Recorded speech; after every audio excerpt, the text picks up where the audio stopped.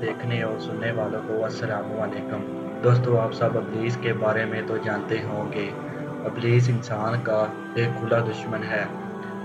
आज हम आपको एक ऐसा वाक़या सुनाएंगे जिसमें शैतान खुद एक नमाजी को मस्जिद की तरफ ले गया। दोस्तों, वीडियो शुरू करने से पहले हमारे चैनल को सब्सक्राइब कर लें ताकि हर आने वाली नई वीडियो आप तक पहुंच सके। दोस्तों, एक दफ़ा का जिक्र है कि जब एक नमाजी नमाज पढ़ने के लिए रात को अपने घर से निकला तो अंधेरे की वजह से उसे ठोकर लगी और वो गिर गया। वो कचरे से उठा और घर गया। अपने कपड़े उसने तब्दील किए और दोबारा मस्जिद में नमाज पढ़ने के लिए जाने लगा। जब वो रास्ते में गया तो दोबारा उसको ठोकर लगी और वो गिर गया। उसके दोबारा कपड़े ख़राब हो गए और वो अपने घर गया और उसने कपड़े तब्दील किए। और फिर जब वो घर से बाहर निकला तो उसके घर के सामने अजनबी शख्स चिराग लिए खड़ा था।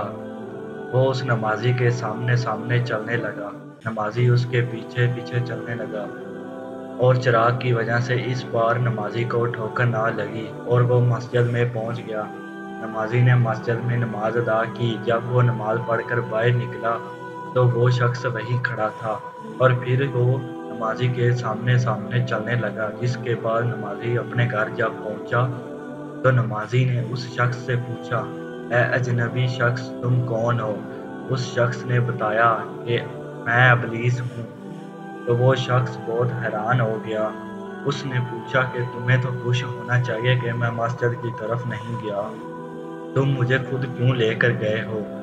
और शैतान ने कहा कि जब तुम पहली बार गिरे थे तो अल्लाह ताला ने तुम्हारे सारे गुनाह माफ़ कर दिए और जब तुम दूसरी दफ़ा गिरे थे तो तुम्हारी बरादरी के तमाम लोगों के गुनाह अल्लाह ताला ने माफ़ कर दिए। मुझे ये डर पड़ गया था कि अगर तुम इस बार भी गिरे तो कि कहीं पूरे गांव के अल्लाह ताला गुनाह ना माफ़ कर दे। इसीलिए मैं चिराग की रोशनी लेकर आया था। दोस्तों, इस वीडियो से हमें ये सबक मिलता है कि अल्लाह ताला की राह में जाने से अल्लाह ताला हमारी मदद खुद करता है और अगर कोई भी हमारे साथ मुश्किल पेश आती है तो उसमें बेहतरी होती है।